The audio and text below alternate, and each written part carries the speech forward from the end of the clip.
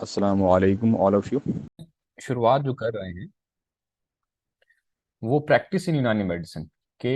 यूनानी मेडिसिन में अगर हमें प्रैक्टिस स्टार्ट करनी है या अगर हम यूनानी मेडिसिन में प्रैक्टिस करना चाहते हैं तो किन किन चीज़ों को हमें जहन में रखना चाहिए। क्या चीज़ें हमारी जो नीड्स हैं, बेसिक नीड्स हैं, वो क्या क्या हमारी क्लियर होनी चाहिए। कौन से कॉन्सेप्ट्स हैं जिनको जाने बगैर हम बहुत अच्छे प्रैक्टिशनर नहीं बन सकते।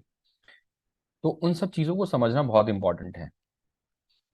तो आप लोग एक चीज़ जहन में रखिए अपने कि अब आप लोग स्टूडेंट्स नहीं हैं, आप लोग स्कॉलर्स हैं, प्रैक्टिशनर्स हैं, मेडिकल ऑफिसर्स हैं।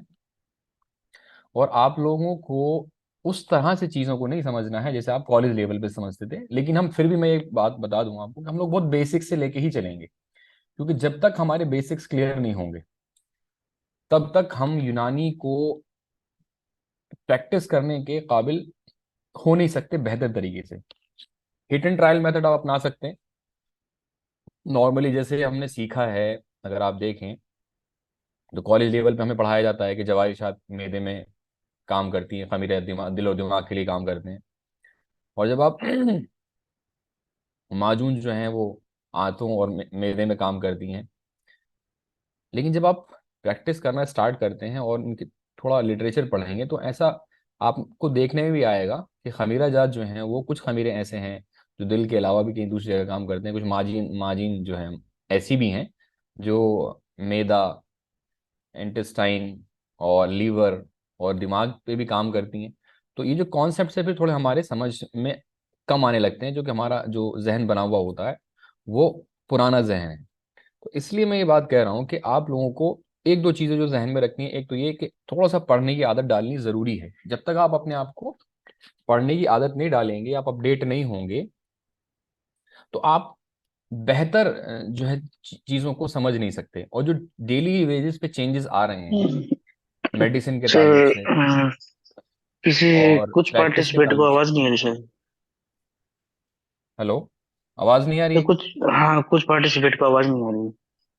अपनी प्रैक्टिस को बेहतर बनाने के लिए डेली अपडेट होना जरूरी है। तो जो भी डेली अपडेट्स आ रही हैं मेडिसिन के ताल्लुक से और प्रैक्टिस के ताल्लुक से, इन्वेस्टिगेशन के ताल्लुक से, डायग्नोस्टिक टूल्स के ताल्लुक से, उसको हमें अपडेट रखना है। उसके लिए हमें पढ़ना पड़ेगा। दूसरा, अपने आप को बेहतर बनाने के लिए किताबों का सिलेक्शन करना। जो प्रैक्टिस के लिए जो अच्छी बुक्स हैं उनको पढ़ना बहुत इंपॉर्टेंट है, जो कि आपके डेली लाइफ के अंदर जब पेशेंट्स आएंगे तो आपको समझने की जरूरत पड़ेगी कि हमें कैसे डायग्नोस करना है और कौन कैसे बीमारी को, जिस बीमारी का पेशेंट हमारे पास आया है उसको किताब में ढूंढने के लिए, जो कि टर्म्स अलग होती हैं। आप अगर टाइफाइड एक कॉमन वर्ड है तो हुमायूं करके मिलेगा आपको उसमें बुक के अंदर। तो इस तरह की परेशानी से बचने के लिए आपको थोड़ा डेली अपने आप को आधा घंटा एक घंटा पढ़ने की आदत डालना जरूरी है। इसके बगैर आप बेहतर प्रैक्टिशनर नहीं बन सकते। कोई कोई मैजिकल रेमेडी नहीं है कि आपको सिखाया जा रहा हो बहुत अच्छे प्रैक्टिशनर बन जा। ये एक कांस्टेंट प्रोसेस है। कांस्टेंट रहना और कंसिस्टेंट रहना, लगातार सीखना बहुत जरूरी है। तो इसलिए ये दो तीन पॉइंट है, आप अपने जहन में रखें कि सीखने के लिए हमें पढ़ने की आदत डालनी है, अपने आप को अपडेट रखने के लिए अपने आप को मोटिवेट करना जरूरी है। तब आप बेहतर प्रैक्टिशनर बन सकते हैं। अब आगे बढ़ते हैं हम अपने। ये बात मैं हमेशा कहा करता हूं कि if you want to create a generation practising in Unani medicine, first we have to create a generation inspiring to practise in Unani medicine. इसका मतलब क्या है कि अगर हम ये चाहते हैं कि लोग जो हमारे यूनानी प्रैक्टिशनर हैं, यूनानी ग्रेजुएट्स हैं, वो यूनानी प्रैक्टिस को अडॉप्ट करें। जैसे ही अपना बीएमएस फाइनल करें या पीजी फाइनल करें तो उनको वो यूनानी प्रैक्टिस करने लग जाएं। अगर हम ऐसा चाहते हैं तो हमें सबसे पहले क्या करना पड़ेगा, हमें ऐसी पर्सनैलिटीज क्रिएट करनी पड़ेंगी जिनको देखकर हमारी जनरेशन इंस्पायर हो सके। अगर हम गौर करें तो मॉडर्न प्रैक्टिशनर जो हैं, जो एलोपैथ के प्रैक्टिशनर हैं या दूसरी पैथी में जो प्रैक्टिस कर रहे हैं, वो उस तरफ लोगों का रुझान ज्यादा क्यों है? क्योंकि वो ये देखते हैं कि जो एलोपैथ के प्रैक्टिशनर हैं वो हजारों करोड़ों रुपए कमा रहे हैं, लाख रुपए कमा रहे हैं, समाज में उनकी एक वैल्यू है, इज्जत है और पैसा भी है, नाम है। तो उनके लिए इंस्पिरेशनल पर्सनैलिटीज बहुत होती हैं। ये न्यूरो सर्जन है, न्यूरो फिजिशियन है, ये सर्जन है, जनरल सर्जन है, और ये इतने पेशेंट्स देखते हैं कि फीस इतनी है। तो आप देखेंगे कि हम उनकी जिंदगी को देखकर जो जनरेशन है वो इंस्पायर होती है और लोग डॉक्टर बनना पसंद करते हैं। तो इंस्पिरेशन है। यूनानी प्रैक्टिस में ऐसा क्यों नहीं कि हमने एक लंबे वक्त तक यूनानी के लोगों को देखा नहीं इस तरह से कि जो इंस्पायर करते हों, कि जो 500 रुपये फीस लेते हों, 1,000 रुपये फीस लेते हों, और उनकी प्रैक्टिस बहुत अच्छी चल रही हो, और बहुत पेशेंट्स देख रहे हों, उनके रिजल्ट्स बहुत अच्छे हों, या कोई कार्डियो में प्रैक्टिस कर रहा हो, या कोई गैस्ट्रो में प्रैक्टिस कर रहा हो, कोई न्यूरो में प्रैक्टिस कर रहा हो यूनानी का, कोई ऐसा सीनियर या हमारे कोई टीचर या हमारे कोई कलीग, तो इंस्पिरेशन नहीं है। तो मैं ये हमेशा कहता हूँ कि अगर हम ये चाहते हैं कि लोग यूनानी की प्रैक्टिस को अडॉप्ट करें, ऐसी जनरेशन आए कि हमारी जनरेशन जो है प्रैक्टिस करना स्टार्ट करे यूनानी में, तो उसको करने के लिए पहले हमें एक ऐसी जनरेशन क्रिएट करना जरूरी है जो इंस्पायर कर सके, यानी कि इस प्रैक्टिस कर रहे हो और उनकी प्रैक्टिस इतनी अच्छी हो कि वो उनको देख के जो हमारी जनरेशन है वो इंस्पायर हो कि भाई बहुत पैसा कमा रहे हैं या उनका बहुत नाम है जो यूनानी प्रैक्टिस कर रहे हैं, तो फिर लोग उस प्रैक्टिस को अडॉप्ट करेंगे। तो पहले हमारे लिए जरूरी है कि हम ऐसी जनरेशन क्रिएट भी करें। ये नॉर्मली मैं बात कहा करता हूँ अक्सर। उसके बाद इस जो लेक्चर में हम, और जब हम ये शुरू कर रहे हैं, इसमें दो तीन चीजें हम डिस्कस करेंगे इसमें। Unani medicine and the need to understand its age old concepts. अगर हमें यूनानी ट्रीटमेंट बेहतर करना है, यूनानी का हम इलाज करना चाहते हैं, तो हमें यूनानी के जो कॉन्सेप्ट्स हैं उनको समझना और उनमें यकीन होना बहुत इंपॉर्टेंट है। ये हमारे लिए दिक्कत क्या है कि जो यूनानी के कॉन्सेप्ट्स हैं, जैसे अरकान का कॉन्सेप्ट है, मिजाज का कॉन्सेप्ट है, अखलाक का कॉन्सेप्ट है, इनको हम इर्रेलीवेंट समझते हैं। हमें लगता नहीं है कि इसकी कोई वैल्यू है, तो हम इसको ज्यादा बेहतर तरीके से पढ़ते भी नहीं हो और समझने की कोशिश भी नहीं करते हैं। हालांकि अगर आप बहुत अच्छे प्रैक्टिशनर बनना चाहते हैं, अपनी प्रैक्टिस को बहुत अच्छे से करना चाहते हैं, तो अगर आपने इन कॉन्सेप्ट्स को पढ़ा है तो आपको डायग्नोसिस में भी और ट्रीटमेंट में बहुत आसानी होगी। फॉर एग्जाम्पल, मिजाज का कॉन्सेप्ट अगर आपने बेहतर तरीके से नहीं पढ़ा है, तो आप मिजाज को नहीं समझते हैं अगर, तो आपकी पहली चीज जो डायग्नोसिस होगी वो बहुत मुश्किल हो जाएगी। मसलन कोई एक इंसान आगे शिकायत करता है कि साहब मुझे पेट में जलन हो रही है, तो आपको अगर बीमारी का मिजाज नहीं पता है, या इंसान का मिजाज नहीं पता है, या दवाओं का मिजाज नहीं पता है, तो आप इलाज ना तो डायग्नोसिस कर पाएंगे प्रॉपरली, ना ही आप इलाज कर पाएंगे, मेडिसिन प्रिस्क्राइब कर पाएंगे। तो आपको अगर मेडिसिन प्रिस्क्राइब करनी है तो भी आपको मिजाज की जरूरत पड़ेगी, आपको अगर डायग्नोसिस बनानी है तो भी मिजाज की जरूरत पड़ेगी, आपको अगर इंसान का जनरल मिजाज समझना है, जनरल उसको दवाइयाँ, मतलब प्रिवेंटिव एस्पेक्ट के लिए, या उसकी उसको हेल्दी बनाने के लिए उसको कुछ डाइट प्रिस्क्राइब करनी है, तो तब भी आपको मिजाज की जरूरत पड़ेगी। लेकिन हम मिजाज को ऐसा सच समझते नहीं हैं। अगर हम मिजाज को उस तरह से समझें तो हमारे डायग्नोसिस, ट्रीटमेंट और क्या कहते हैं, प्रिवेंशन, हर चीज को समझना आसान हो जाएगा। नंबर टू, इसमें हम इस लेक्चर में हम ये भी समझेंगे हाउ टू मेक अ नुस्खा। नॉर्मली हमारी जो एक्सपेक्टेशंस होती हैं एज ए यूनानी फिजिशियन, एज ए यूनानी practitioner, as a Unani doctor या हकीम, हमारा जो माइंड सेट है वो इस तरह का है कि कोई भी बीमारी है उसके लिए हमें एक नुस्खा मिल जाए। कि साहब जॉन्डिस है, कि साहब नुस्खा बता दीजिए इसका, उसका आप जॉन्डिस का इलाज कर रहे हैं। या सीआरएफ है, किसी को क्रोनिक रीनल फेलियर है, तो आप इसका एक सर नुस्खा बता दीजिए, हम सबको वो नुस्खा देते रहेंगे कि जिसके रिजल्ट बहुत अच्छे हों।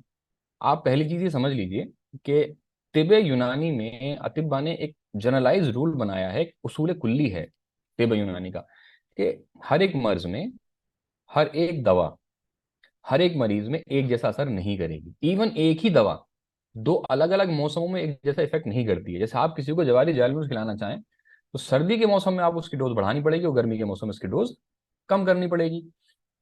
सर्द मिजाज का अगर इंसान है, तो उसको अगर जवारी जालूस आपको इस्तेमाल करानी है, तो चूंकि जवारी जालूस का मिजाज गर्म होता है, तो आपको उसकी डोज ज्यादा देनी पड़ेगी सर्द मिजाज के इंसान को। और अगर वही इंसान गर्म मिजाज का है और उसको वो सेम बीमारी हुई है जिसको जो ठंडे वाले मिजाज के इंसान को हुई थी, तो आपको उसके उसका जो है कम करना पड़ेगा, उसकी डोज कम करनी पड़ेगी।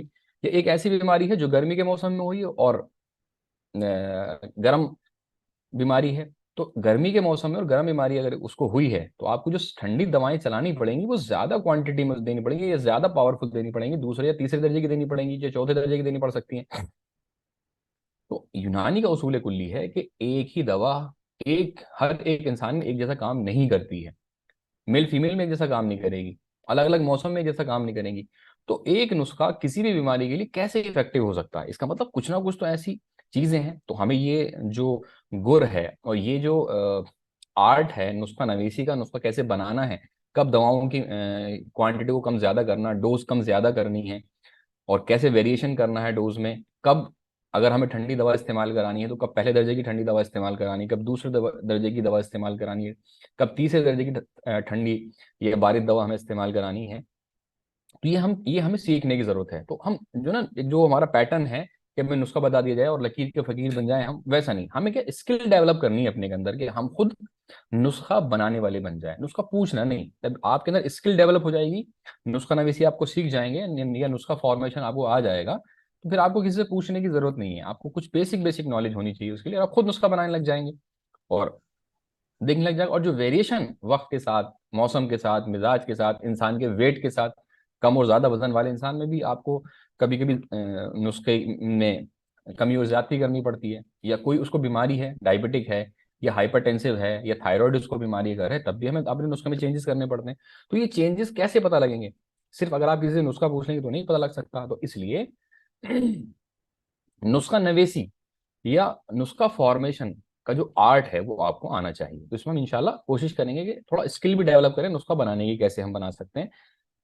उसके बाद में एग्जाम्पल के तौर पे जो कुछ क्लिनिकल केसेस हैं, अलग अलग क्या कहते हैं, स्पर्मेटो ओलिगोस्पर्मिया का केस है, इनफर्टिलिटी का केस है, लोअर बैक पेन के केसेस हैं, सर्वाइकल के केसेस हैं, आईबीएस के केसेस हैं, बहुत सारे अलग अलग मैंने, और स्किन के बहुत सारे केसेस हैं।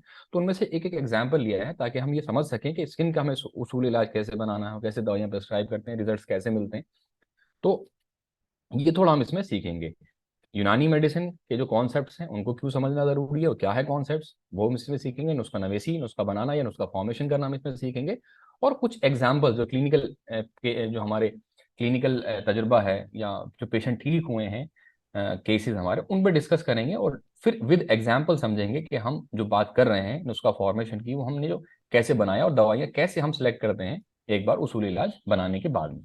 तो इसके अंदर हम ये इंशाल्लाह सीखेंगे।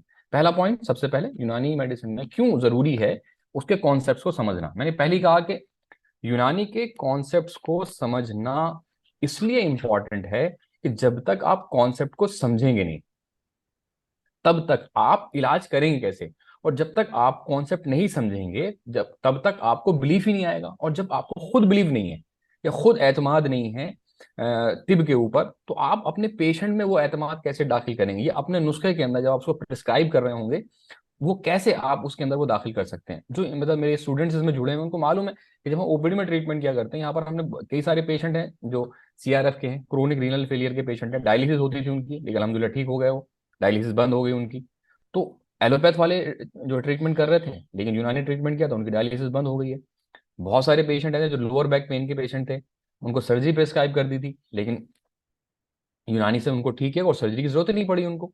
तो ये चीजें कैसे आई? ये सोरियासिस के पेशेंट है, जब आप देखेंगे मेरे चैनल पे भी देखेंगे और मेरे इंस्टाग्राम पेज उस पर भी जाएंगे, तो आपको बहुत सारे एग्जाम्पल्स मिलेंगे जो 6 साल से, 5 साल से, 4 साल से लोग परेशान थे स्किन डिसऑर्डर से, सोरियासिस से, बर्स से, और वो ठीक हुए हैं। तो वो कैसे जो ठीक हुए हैं, ये भी हमें समझना जरूर। अगर हमें रिजल्ट्स मिल रहे हैं इसका मतलब कॉन्सेप्ट तो स्ट्रांग है, लेकिन हमारे समझने में कुछ दिक्कत हो रही है। तो इसलिए यूनानी के कॉन्सेप्ट्स को समझना बहुत इंपॉर्टेंट है। जब आप समझेंगे तो आपको बिलीफ पैदा होगा, जब आपको बिलीफ आएगा, यकीन पैदा होगा, तब आप वो यकीन अपने पेशेंट्स के अंदर दाखिल कर पाएंगे कि हाँ ये पेशेंट ठीक हो सकता है। क्योंकि आपको अगर यकीन ही नहीं होगा कॉन्सेप्ट पे, तो आप कैसे पेशेंट, जो टिपिकल पेशेंट आपके पास आएगा स्किन का या जॉइंट पेन का या न्यूरो का कोई पेशेंट आएगा, तो आपको खुद एतमादी नहीं होगी। मैंने एग्जांपल दे देता हूँ कि मेरे पास एक पेशेंट आया, उसने उसको मस्कुलर डिस्ट्रॉफी थी। ये केस भी मेरा उस पे इंस्टाग्राम पेज पे पड़ा हुआ है, अगर आप देखेंगे तो मस्कुलर डिस्ट्रॉफी का पेशेंट था। वो एसएमएस जाके आ गया, एम्स जाके आ गया है, और हैदराबाद जाकर आ गया, सॉरी अहमदाबाद जाकर आ गया। उसको मना कर दिया कि ये ठीक नहीं हो सकता, इसको मसल्स वीकनेस होती चली जाएगी। और वो 10 कदम नहीं चल पाता था, उसका भी इंटरव्यू भी है। 10 कदम नहीं चल पाता था वो, लेकिन उसका ट्रीटमेंट हमने किया यूनानी नुक्ता नजर से, यूनानी उसूल इलाज से इलाज किया हमने उसका। तो आप 25 डेज के अंदर, उसका कहना ये था, और अभी वो पेशेंट है और उसका बाकायदा इंटरव्यू भी है, आफ्टर 25 डेज उसने कहा सर मैं 2.5 किलोमीटर चल लेता हूँ। 2.5 किलोमीटर तक चलने लगा वो, कहाँ 10 कदम पे चलने के बाद उसको बैठना पड़ता था, मसल इतनी ज्यादा वीक हो गई थी। और सब एलोपैथ वालों ने उनको मना कर दिया था कि साहब नहीं होगा, जहाँ जाओ उसने कहा कि अब ये तो ऑटो इम्यून डिसऑर्डर है, ये ठीक ही नहीं हो सकता, जेनेटिक डिसऑर्डर है, उसने कहा, उसने ऑटो इम्यून डिसऑर्डर है, ये ठीक नहीं हो सकता। लेकिन हमने जब उसूल इलाज बनाया और एफर्ट की, कोशिश की, तो उसके रिजल्ट्स मिले। तो इसका मतलब ये यूनानी के कॉन्सेप्ट्स में दम है। डायग्नोसिस भी अच्छी अगर आप कर सकते हैं तभी करेंगे जब आपके कॉन्सेप्ट्स क्लियर होंगे, यकीन होगा, और तब आप प्रिस्क्रिप्शन का जो लिखेंगे वो कॉन्फिडेंस के साथ लिखेंगे। तो इसलिए यूनानी के कॉन्सेप्ट्स को समझना बहुत इंपॉर्टेंट है। अब हम ट्रीटमेंट के लिए क्या करते हैं अगर हम बात करें, तो as a physician, as a Unani doctor या यूनानी हकीम, हमारा काम क्या है। हम डिस्पेंसरी में बैठे बैठे होते हैं या क्लिनिक पर बैठे होते हैं, तो हमारा काम क्या है। हमारे पास पेशेंट आता है बीमारी लेकर, ठीक है। इस फ्लो चार्ट को समझिए, फिर हमें समझ में आएगा कि हमें कॉन्सेप्ट्स को समझना क्यों जरूरी है। अगर हम इस फ्लो चार्ट को देखें तो हमें क्या ठीक करना है, डिजीज, बीमारी को ठीक करना। मरीज हमारे पास बीमार होकर आएगा, बीमारी लेकर आएगा। अब बीमारी क्या है, पहले हमें ये पता होना चाहिए, हमारे जहन में ये क्लैरिटी होनी चाहिए कि बीमारी बेसिकली है क्या। तो बीमारी क्या है, चाहे आप मॉडर्न एस्पेक्ट से ले लें, यूनानी एस्पेक्ट से ले लें, बीमारी सिंपली क्या है, abnormal function, abnormality in the function. किसी भी ऑर्गन के, किसी भी ह्यूमन बीइंग के, किसी भी टिश्यू के फंक्शन में अगर खराबी आती है तो उसको हम कहते हैं बीमारी। तो बेसिकली बीमारी क्या है, एबनॉर्मल फंक्शन। तो अगर हम इस फंक्शन को ठीक कर दें तो हम बीमारी ठीक कर सकते हैं। फॉर एग्जाम्पल, अगर हम जैसे हम एलएफटी कराते हैं और एसजीओटी और एसजीपीटी बड़े होते हैं और बिलीरुबिन बढ़ा हुआ होता है, इसका मतलब क्या है कि जो फंक्शन है लीवर का वो डिस्टर्ब हो गया। लीवर फंक्शन टेस्ट तो बोलते हैं उसको हम, एलएफटी जो कहते हैं, लीवर फंक्शन टेस्ट। तो जब लीवर फंक्शन टेस्ट डिरेंज आता है, खराब आता है, उसके जो वैल्यूज होती बड़ी हुई होती है, तो हम क्या कह रहे हैं कि लीवर का फंक्शन खराब हो गया। तो बीमारी क्या है, यहाँ पर जो बिलीरुबिन बढ़ा हुआ है उसमें क्या हुआ है, वो बीमारी है बिलिरुबिन बढ़ने की वजह से। तो हुआ क्या है उसके अंदर, बेसिकली उसमें फंक्शन एबनॉर्मल हुआ है। तो कोई भी बीमारी बेसिकली क्या है, एबनॉर्मल फंक्शन, ठीक है, फंक्शन की खराबी, अफाल की खराबी, ये बीमारी है। अब कोई भी अफाल या कोई भी फंक्शन खराब कैसे हो सकता है, मिसाल के तौर पे अगर आपको दिखना बंद हो जाए तो आंख के आगे तो जाला आ जाएगा या कुछ ऐसा हो जाएगा। तो आंख के आगे जाल आने का मतलब क्या है, जो उसकी साख्त है, ओरिजिनल साख्त है, जो ओरिजिनल स्ट्रक्चर है, उसमें खराबी आ गई।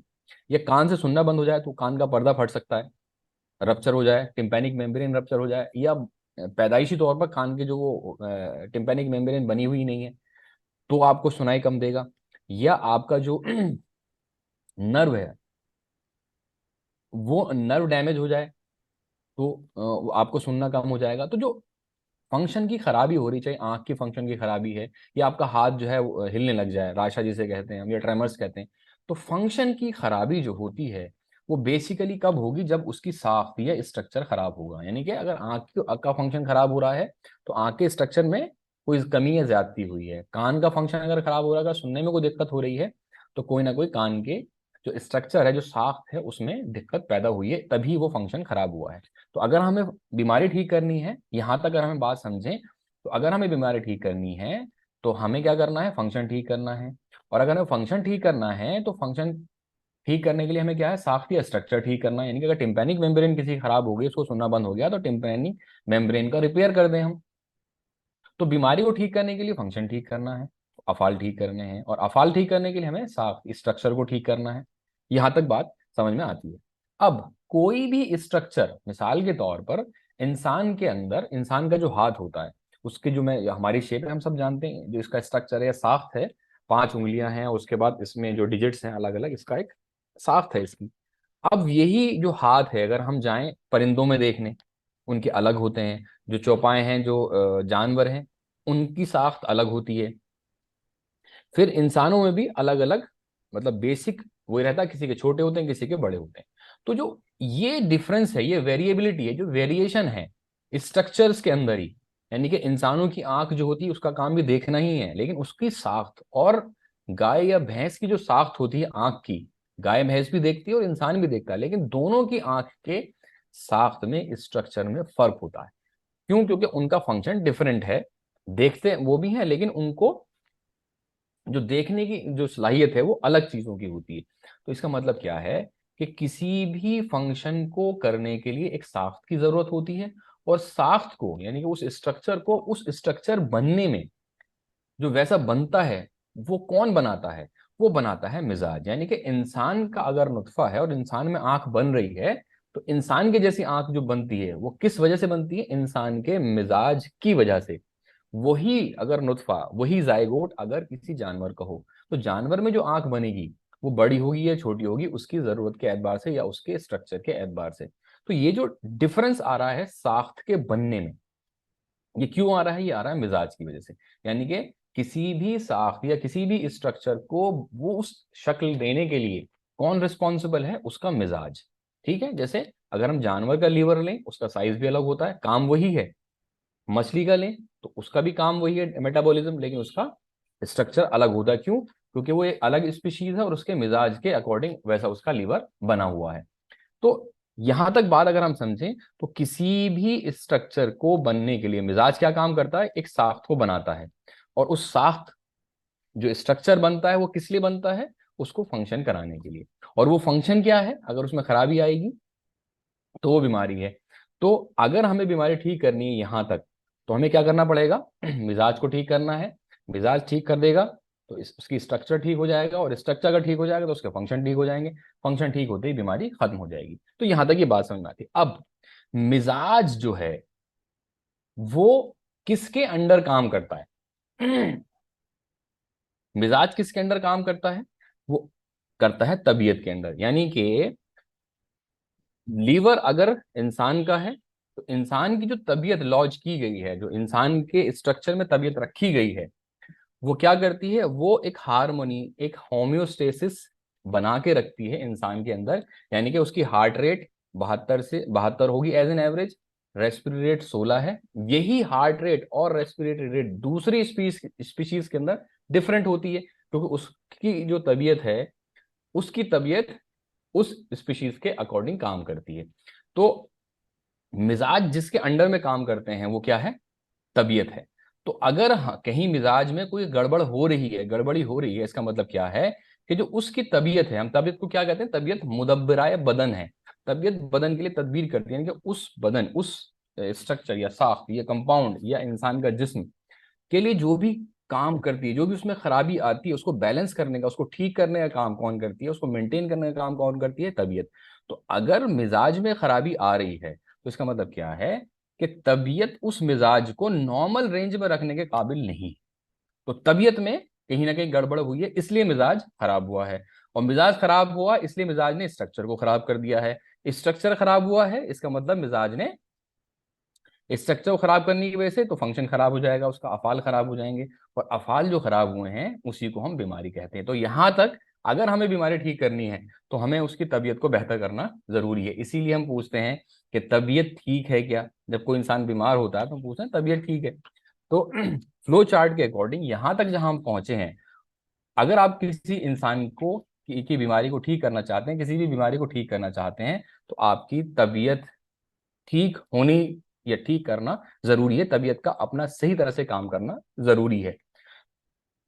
अब अगर हमें तबीयत, कोई इंसान, कोई डिजीज है और तबीयत को बेहतर बनाना है, तो तबीयत को बेहतर बनाने के लिए जहां पर तबीयत है वहां पर जाके देखना पड़ेगा कि तबीयत क्यों अपना काम बेहतर तरीके से नहीं कर पा रही है। तो तबीयत के रहने की जो जगह है, पहले हमें वो तलाशनी पड़ेगी।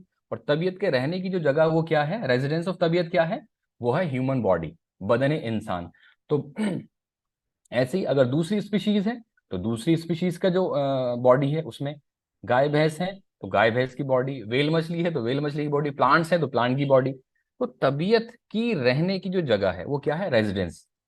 वो क्या है? यहाँ पर हमारे केस के अंदर बदन इंसान है, ह्यूमन बॉडी है। तो अगर हमें तबीयत को ठीक करना है, क्योंकि हम मिजाज ठीक करना चाहते हैं, क्योंकि हम स्ट्रक्चर ठीक करना चाहते हैं, क्योंकि हम फंक्शन ठीक करना चाहते हैं, क्योंकि हम इंसान की बीमारी को खत्म करना चाहते हैं, तो हमें जहां पर तबीयत रहती है, जहां पर तबीयत मुतमक्किन है, जो तबीयत का रेजिडेंस है, उसको ठीक करना जरूरी है। कोई भी इंसान सही से काम कब करेगा? जब उसके आसपास जहां वो रहता है, जिस घर में वो रहता है, उस घर में सब कुछ नॉर्मल चल रहा हो, बेहतर चल रहा हो। तो तबीयत का घर क्या है? यहाँ पर ह्यूमन बॉडी। तो अगर किसी इंसान को सेहतमंद रखना है तो उसकी तबीयत ठीक होनी चाहिए, तबीयत बेहतर तरीके से काम करनी चाहिए। और अगर तबीयत बेहतर तरीके से काम करी तो उसका मिजाज बिल्कुल ठीक होगा। अगर मिजाज उसका ठीक होगा तो तमाम जो साख्तें हैं, स्ट्रक्चर्स हैं, ऑर्गन्स हैं, उनको नॉर्मल रेंज में रखेगा वो। और ऑर्गन्स अगर नॉर्मल रेंज में रहेंगे तो उसके फंक्शंस ठीक रहेंगे, और इसी को हम सेहत कहते हैं। अब ये जो रेजिडेंस ऑफ तबीयत है, ये है ह्यूमन बॉडी। और ह्यूमन बॉडी क्या है, अगर हम डिस्क्रीट फॉर्म में देखें तो हमें याद है कि जब हम डेफिनेशन पढ़ते थे उमूर तबैया की, ये उमूर तबैया क्या है, वो चंद चीजें जिनसे मिलकर बदन इंसान मुकम्मल हुआ है। ठीक, तो बदन इंसान जिससे मिलकर मुकम्मल हुआ है वो क्या है, उमूर तबैया। यानी कि उमूर तबैया बेसिकली क्या है, ह्यूमन बॉडी है। तो ह्यूमन बॉडी, एक बार वापस समझ लो इसको, कि बाय डेफिनेशन उमूर तबैया क्या है, वो चंद चीजें हैं जिनसे मिलकर बदन इंसान मुकम्मल हुआ है। यानी कि ह्यूमन बॉडी कंप्लीट होती है इनसे मिलने। अगर ये नहीं, इनमें से कोई एक चीज भी नहीं होगी तो ह्यूमन बॉडी इनकम्प्लीट है। तो बेसिकली रेजिडेंस ऑफ तबीयत जो है वो है बदन इंसान, यानी कि उमूर तबैया। तो तबीयत जो रहती है वो उमूर तबैया के अंदर रहती है। तो उमूर तबैया के अंदर रहने के लिए उसको उमूर तबैया बेहतर तरीके से अरेंज होने चाहिए। उमूर तबैया अगर बेहतर तरीके से अरेंज होते हैं तो इंसान बनाते हैं। दूसरे तरीके से अगर दूसरी स्पीशीज का उमूर तबैया अगर अरेंज होते हैं उस तबीयत के अकॉर्डिंग, तो प्लांट बनाते हैं, या हजरियात बनाते हैं, या एनिमल्स बनाते हैं, दूसरे एनिमल्स बनाते हैं।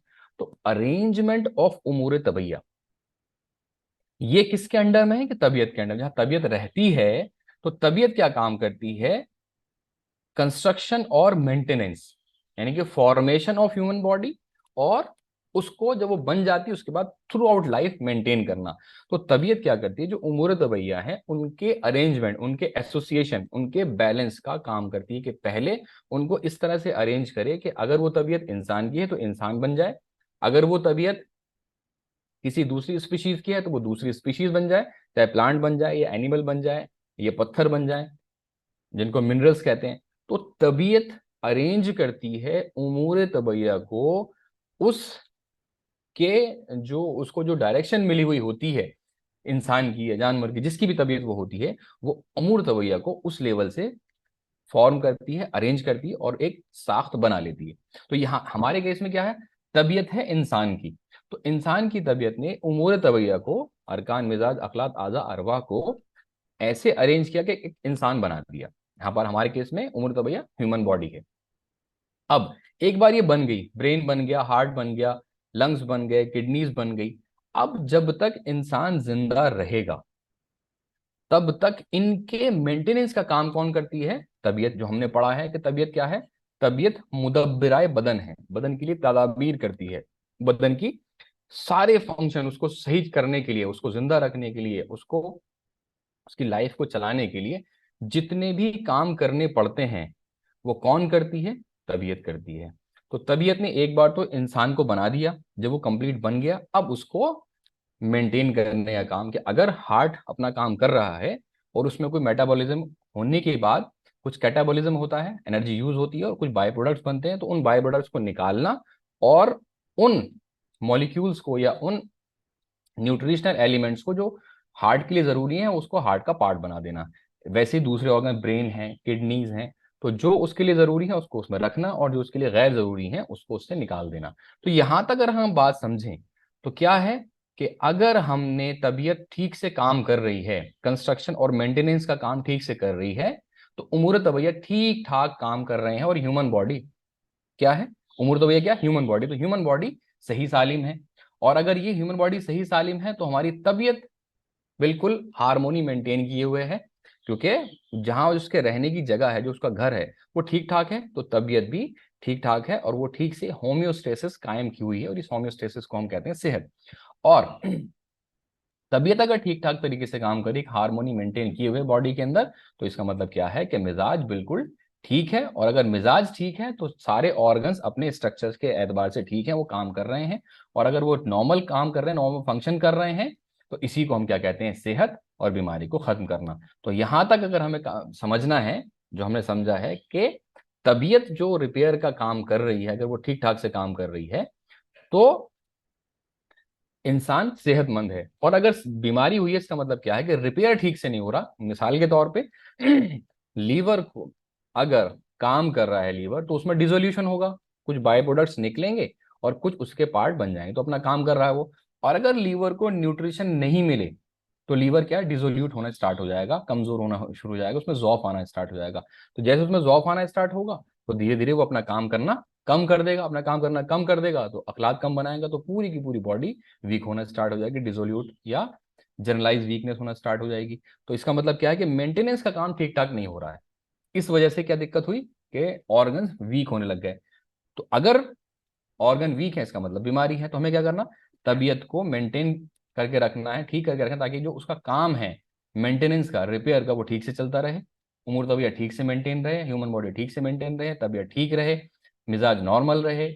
मिजाज नॉर्मल रहेगा तो साख्त नॉर्मल रहेगी और वो फंक्शन ठीक से करते रहेंगे। इसी को हम सेहत कहते हैं या बीमारी को खत्म करना कहते हैं। अब सेकंड लास्ट पॉइंट क्या है कि जो तबीयत है, जिसे हम कहने का तबीयत क्या काम करती है, एक बार तो ह्यूमन बॉडी को बना दिया उसने, अब उसको सारी जिंदगी रिपेयर करना है, मेंटेन करना। तो ये जो मेंटेनेंस का काम करती है तबीयत, ये ऐसा तो नहीं है कि मेंटेनेंस सिर्फ ऑर्डर देती रहे, वो मेंटेन होता रहे। यानी कि अगर हार्ट में जो एटीपीज खर्च हो रहे हैं काम करने की वजह से, तो हार्ट बस दुआ करे और वो सारे एटीपी उसके अंदर आ जाए, ऐसा तो नहीं है। तो इसका मतलब क्या है कि हार्ट के जो एटीपीज खर्च हुए हैं उसको रिपेयर या उसको रिप्लेनिश करने के लिए, उसको कंपनसेट करने के लिए कुछ ना कुछ ऐसी चीज चाहिए, एनर्जी चाहिए, जो हार्ट के अंदर से जो एनर्जी खत्म हुई है उसको बैलेंस कर सके, उसको रिप्लेस कर सके। तो ये जो रिप्लेसमेंट का काम है जो तबीयत करती है रिपेयर का, ये इसके लिए रॉ मटेरियल है वो कहाँ से आता है, वो क्या चीज है, कैसे ये काम करती है तबीयत, जो रिप्लेनिश, इसको कहते हैं बदल मा यतहल्लल, जो हमने पढ़ा होगा फर्स्ट ईयर के अंदर कि बदल मा यतहल्लल, ये रिप्लेसमेंट देती है ऑर्गन्स में जो टूट फूट हो रही है, ताकि ऑर्गन्स कमजोर ना पड़े और अपना काम नॉर्मल करते रहें। तो ये जो तबीयत काम करती है कंस्ट्रक्शन एंड रिपेयर का, ये कहाँ से होता है, ये होता है असबाबे सित्ताए जरूरिया से। कि तबीयत जो रिपेयर का काम करती है या कंस्ट्रक्शन का काम करती है, जिसको हम सेहत कहते हैं, ये कहाँ से होता है, असबाबे सित्ताए जरूरिया से। इसका एग्जाम्पल समझ लीजिए कि अगर हार्ट या लीवर काम कर रहा है और लीवर के अंदर से एटीपी खर्च हुए, और एटीपी खर्च होने के बाद उसमें उसकी एनर्जी में कमी आ गई, तो हम क्या करते हैं, न्यूट्रिशन लेते हैं, ऐसी ग़िज़ाएं खाते हैं, ऐसी दवाइयां खाते हैं, नॉर्मली ग़िज़ा ही खाते हैं हम, जिससे वो जो एनर्जी एटीपी खर्च हुए हैं वो ग्लूकोज बनकर वापस जाएं लीवर सेल्स के अंदर, और फिर वो पूरा जो ग्लाइकोलिसिस हो, क्रैब साइकिल चले और एटीपी प्रोडक्शन हो, और उसका जो जो एटीपी खर्च हुए हैं वो जाके उसको वापस से मिल जाए, एनर्जी वापस से मिल जाए। तो ये जो होता है, ये जो हम न्यूट्रिशन खा रहे हैं, हमने क्या कहा, ये कहाँ से आया, ये आया माकूलो मशरूब से, जिसको हमने कहा कि जो तबीयत काम करती है, रिप्लेनिश करती है अपने आप को, रिपेयर का जो काम करती है वो किससे करती है, असबाब सित्ताए जरूरिया के जरिए से। तो असबाब सित्ताए जरूरिया में यहाँ पर कौन सी चीज काम आई है, वो आई है माकूलो मशरूब।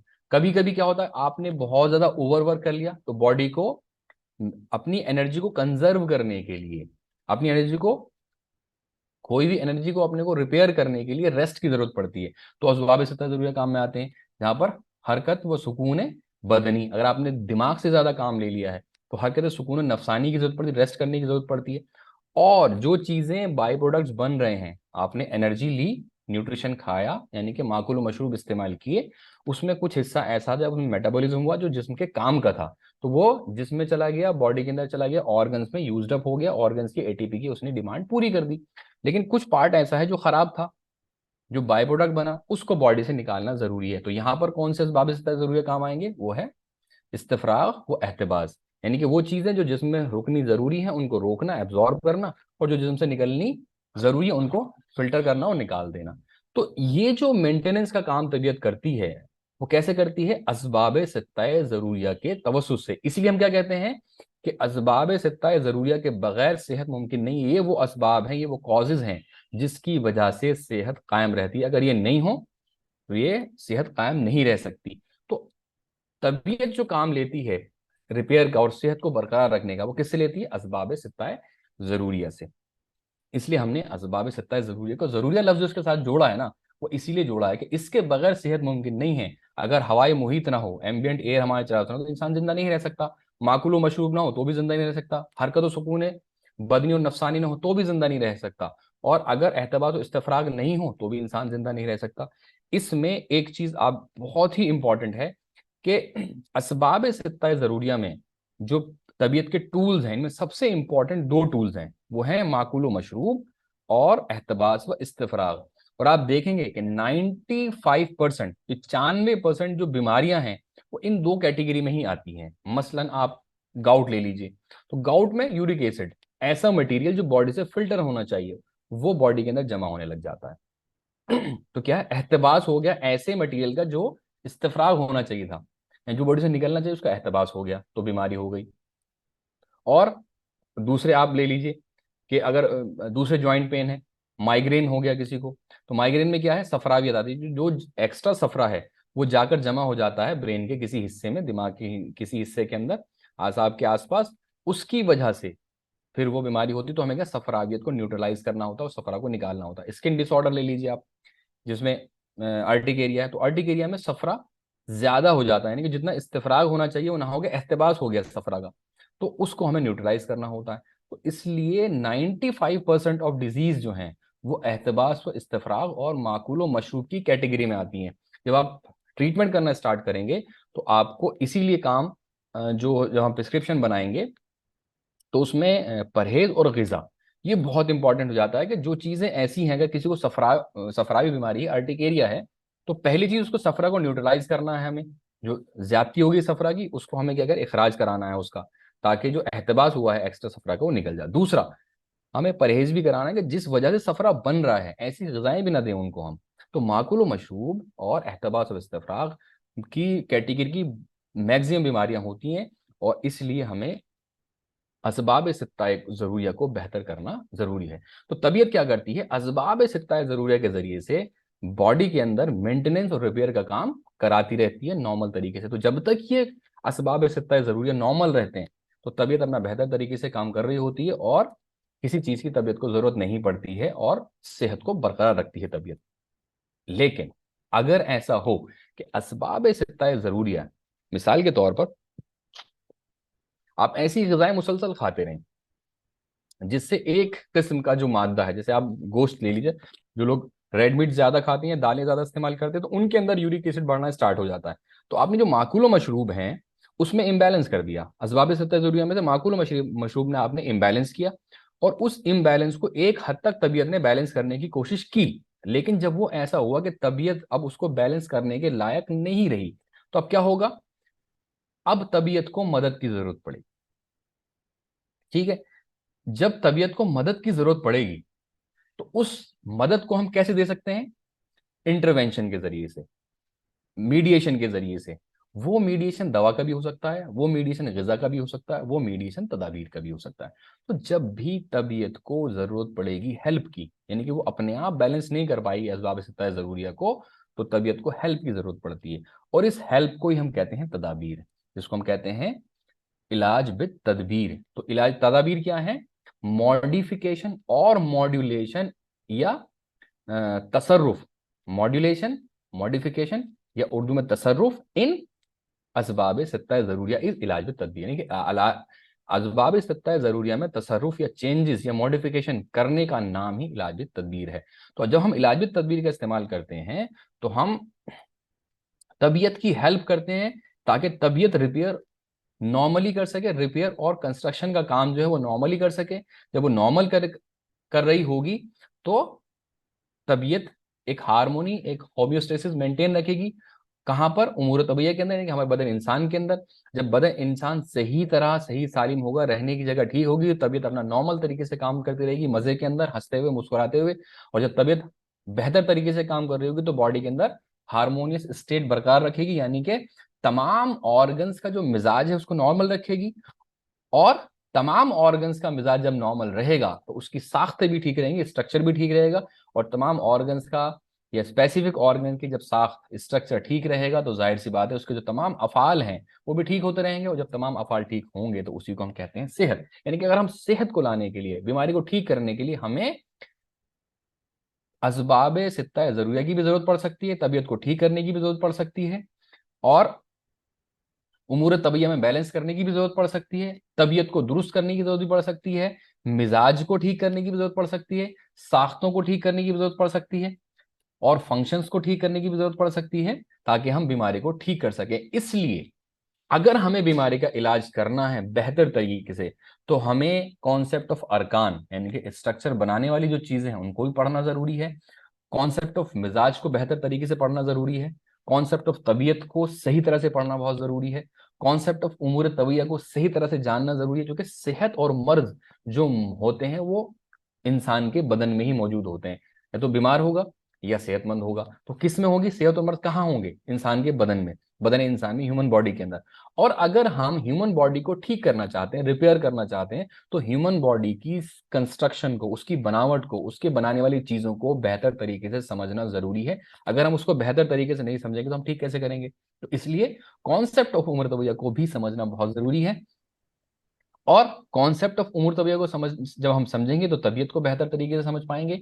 और असबाब सित्ता जरूरिया को भी हमें बेहतर तरीके से समझना जरूरी है, क्योंकि तबीयत को ठीक करने के लिए असबाब सित्ता को ठीक करना बहुत जरूरी होता है। तो इन तमाम कॉन्सेप्ट्स को हम वन बाय वन एक्सप्लोर करेंगे, और इनका एक्चुअल सही कॉन्सेप्ट क्या है, जब आप इसको जानने की कोशिश करेंगे और जानते रहेंगे तो आपको लगेगा कि यूनानी बहुत साइंटिफिक है और बहुत बेहतर तरीके से साइंटिफिकली काम करती है। और अगर हम इन उसूलों को बेहतर तरीके से, इन कॉन्सेप्ट्स को बेहतर तरीके से समझेंगे, तो हमारे इलाज ही बहुत अच्छे होंगे। और उसका एग्जाम्पल मैंने खुद दिया कि जब आप जो भी यूनानी का ट्रीटमेंट करते हैं लोग, जो हकीम, या मेरे अपने अगर आप प्रोफाइल पे जाएंगे, चैनल पे जाएंगे इस पे, या इंस्टाग्राम प्रोफाइल पे जाएंगे, तो आपको बहुत सारे केसेस मिलेंगे जो बहुत 10-10 साल से ठीक नहीं हुए और हमारे पास आगे ठीक हो गए।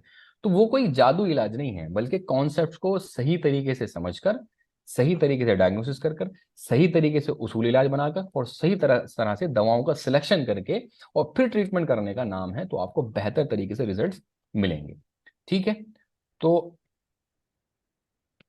आज का सेशन जो है हम यहाँ रोकते हैं, और इसके बाद जो हम आगे बढ़ेंगे तो वो हम कॉन्सेप्ट ऑफ उमूर तवैया को बेहतर तरीके से पढ़ने की, समझने की कोशिश करेंगे कि बेसिकली लॉजिक क्या है उमूर तवैया को पढ़ने का। एक बहुत शॉर्ट सा इंट्रोडक्शन दे देता हूँ और इसको डिटेल में हम नेक्स्ट क्लास में पढ़ेंगे। किसी भी ह्यूमन बॉडी का जो एक्चुअल काम है वो क्या है? अफाल करना, फंक्शन करना। इंसान को जो पैदा किया गया वो एक फंक्शन करने के लिए पैदा गया, और उसके जो फंक्शंस हैं वो कोऑर्डिनेट कैसे होते हैं? जो उसके ऑर्गन्स के फंक्शन है, उसके बॉडी के अंदर जो अलग अलग ऑर्गन्स हैं, उन ऑर्गन्स के फंक्शन की वजह से इंसान फंक्शन कर पाता। अगर आप ऑफिस जाते हैं या आप कोई भी काम करते हैं, या साइंटिस्ट हैं या डॉक्टर हैं, तो आप डॉक्टर का काम तब कर सकते हैं जब आपकी सांसें चल रही हों, जब आपका हार्ट बीट कर रहा हो, जब आपकी इंटेस्टाइन डाइजेशन का काम कर रही हो, सॉरी एब्जॉर्प्शन का, जब आपका स्टमक डाइजेशन का काम हो, जब आपकी जबान बोलने का काम कर रही है, जब आपकी आंखें देखने का काम कर रही हैं, तब आप वो फंक्शन कर सकते हैं। तो उस फंक्शन को करने के लिए, यानी कि किसी बॉडी का एक फंक्शन है, उस फंक्शन को करने के लिए क्या है? ऑर्गन्स बनाए गए, आजा, साख्तें बनाई गई हैं। तो उन साख्तों का बेहतर होना जरूरी है, इसलिए आजा को पढ़ना जरूरी है, क्योंकि फंक्शंस जो होते हैं वो ऑर्गन से होते हैं। अगर आप बेहतर फंक्शन कराना चाहते हैं तो ऑर्गन्स बेहतर होने चाहिए, तभी आप फंक्शन सही तरह से करा सकते हैं। अगर खांसी होती है तो गॉबलेट सेल का साइज बढ़ जाता है, उनकी साख तब्दील हो जाती है, तो वो चीजें रिपेल करना शुरू कर, जो भी आप खाते हैं तो वो खांसी के जरिए से बाहर निकलती हैं। जो बलगम बनता है एक्स्ट्रा, वो खांसी के जरिए से बाहर निकल, क्यों? क्योंकि ऑर्गन की साख्त जो है ना वो थोड़ी बदल गई है। अब ये जो साख्तें हैं, इनको मेंटेन करने के लिए मुसलसल रसद की जरूरत पड़ती है, मदद की जरूरत पड़ती है। वो जो मदद मिलती है रिपेयर के लिए, वो कहाँ से मिलती है? न्यूट्रिशन में। और ऑर्गन्स का जो न्यूट्रिशन हो, जिस शक्ल में ऑर्गन्स तक न्यूट्रिशन पहुंच सकता है, जो दस्तरखान है उनका, वो अखलात हैं। तो इसलिए अगर अफाल अच्छे कराने हैं तो आपकी साख्तें यानी कि ऑर्गन्स ठीक होने चाहिए, तभी आप फंक्शंस को ठीक करा सकते हैं। ऑर्गन्स को ठीक रहने के लिए ये जरूरी है कि उनको कांस्टेंट सप्लाई मिलती रहे, उनकी एनर्जी बनी रहे। और ये एनर्जी जिस शक्ल में मिलती है, जो न्यूट्रिशन ऑर्गन्स को जिस शक्ल में मिलता है, वो अखलात की शक्ल में मिलता है। और अखलात का जो रॉ मटेरियल है वो क्या है? अरकान है। अखलात का रॉ मटेरियल क्या है? अरकान है। अब ये अरकान जिसके इन्फ्लुएंस में काम करते हैं वो है मिजाज। मसलन अखलात की जरूरत है हार्ट को, तो हार्ट के लिए जिस टाइप के न्यूट्रिशन की जरूरत पड़ेगी, तो वो हार्ट का मिजाज अरकान को इस तरह से अरेंज कराएगा कि जो उससे अखलात बने वो हार्ट के काम आए। तो यहाँ जो अरकान अरेंज होंगे अखलात बनने के लिए, वो हार्ट के मिजाज के अकॉर्डिंग चेंज होंगे। अगर अखलात की या न्यूट्रिशन की जरूरत है लीवर को, तो लीवर के लिए जो अरकान अरेंज होंगे वो लीवर के मिजाज के अकॉर्डिंग। तो यानी कि मिजाज जो करता है वो अरकान के अरेंजमेंट का काम करता है, एसोसिएशन का किस तरह से जुड़ना है, कौन सी प्रोटीन बननी है, कौन सी प्रोटीन सीक्वेंस बनेगी, ये मिजाज ऑब्जर्व करता है। यानी कि अरकान आ रहे हैं और अरकान अरकान को डायरेक्ट करता है मिजाज कि आप इस तरह से अरेंज हो ताकि लीवर का काम चल सके, आप इस तरह से अरेंज हो ताकि हार्ट का काम चल सके, आप इस तरह से अरेंज हो ताकि ब्रेन का काम चल सके। तो अरकान वही है, रॉ मटेरियल वही है, लेकिन अखलात कौन से बनेंगे, ये मिजाज के तवस्सुत से, मिजाज के मीडिएशन से बनते हैं, ताकि अखलात वैसे बने जो बॉडी को जिसकी जरूरत है, जिस ऑर्गन को जरूरत है। इसलिए मिजाज की जरूरत पड़ती है। और हमने मिजाज को बाय डेफिनेशन भी ऐसे ही पढ़ा कि वो जब दो या दो से ज्यादा अनासिर या अरकान आपस में मिलते हैं तो एक नई कैफियत पैदा होती है। जो नई कैफियत है वो उस मिजाज के अकॉर्डिंग होती है जिस मिजाज के ऑर्गन को जरूरत है अरकान की। जो अखलात बनेंगे वो मिजाज के मीडिएशन से बनते हैं। इसलिए मिजाज यहाँ पर जरूरी हो जाता है, अरकान को डायरेक्ट करने के लिए मिजाज जरूरी हो जाता है ताकि वही अखलात बने जिसकी जरूरत है। तो अरकान अरेंज कैसे हों, मिजाज के तवस्सुस से, ऐसे अखलात जैसी उनको जरूरत है, ब्रेन को, हार्ट को, किडनी को, उस तरह से वो मिलते। तो मिजाज जो है वो अरेंजमेंट के डायरेक्शन के लिए जरूरी है। अब जैसी अखलात बनेंगे, अखलात आजा बना देगा। तो गाढ़े अखलात से आजा बनते हैं और पतले अखलात से अरवाह बनते हैं। अरवाह, और अरवाह क्या काम करते हैं, कम्युनिकेशन का काम करती हैं, जाकर किसी भी ऑर्गन को स्टिमुलेट करनी है, इंफॉर्मेशन पहुंचानी है तो अरवाह के जरिए से पहुंचती है, क्योंकि अरवाह तेजी से ट्रैवल करती है, तेजी के साथ। तो इसलिए कहते हैं हम कि तेजी से जो अखलात जो बनते हैं रकीक अखलात से अरवाह बनते हैं, पतले हल्के अखलात से वो बनते हैं अरवाह। और इसलिए बनते हैं क्योंकि उनको तेजी से ट्रैवल कराना होता है, इंफॉर्मेशन लेके जानी होती है। इसलिए जो हॉर्मोन्स हैं वो बहुत पतले होते हैं और बहुत तेजी से काम करते हैं। तो अरवाह को आप उससे रिलेट कर सकते हैं। और किसी भी आजा को फंक्शन कराने के लिए, आजा से फंक्शन कराने के लिए, क्योंकि आजा को फंक्शन करना है, बगैर कुव्वत के फंक्शन नहीं कर सकते, कुव्वतों की जरूरत होती है। इसलिए ऑर्गन स्पेसिफिक कुव्वतें हर एक के पास तबीयत ने दे रखी हैं। मैदे के लिए, मैदे के पास अपनी कुव्वतें हैं चार, जाजिमा, मासिका, हाजिमा, दाफिया। हार्ट के पास फाइला और मुनफाइला हैं। ब्रेन के पास 10 कुव्वतें हैं। तो ऑर्गन स्पेसिफिक कुव्वतें इसलिए दी गई हैं ताकि उनके जो फंक्शन हैं, जो अफाल हैं, वो ठीक तरह से अंजाम पा सके। तो इसलिए उमूर तबिया का मैंने जिस्ट बता दिया कि उमूर तबिया को क्यों समझना जरूरी है। तो आज की क्लास हम यहाँ पे खत्म करते हैं। अब किसी की जो क्वेश्चंस हैं, क्वेरीज हैं, तो वो मुझसे आप पूछ लें। एक इन्फॉर्मेशन मैं आपको दे दूं कि जो लोग बीच में जुड़े हैं उनके लिए ये फैसिलिटी अवेलेबल है कि ये इसकी रिकॉर्डिंग जो है मेरे चैनल पे अवेलेबल रहेगी। तो इसको हम अपलोड कर देंगे और मैं इन्फॉर्मेशन लिंक डाल दूंगा ग्रुप के ऊपर। खैर किसी का बीच में से मिस हो गया है तो वो इसको दोबारा सुन सकते हैं और समझ सकते हैं। और इसको समझने के लिए आप बार बार इसको सुने। कोई चीज समझ में नहीं है तो अपने क्वेश्चन बना के रखें, उसको ग्रुप में डालें। जब भी मुझे टाइम मिलेगा मैं इसका आंसर उसमें समझाने की कोशिश करूंगा।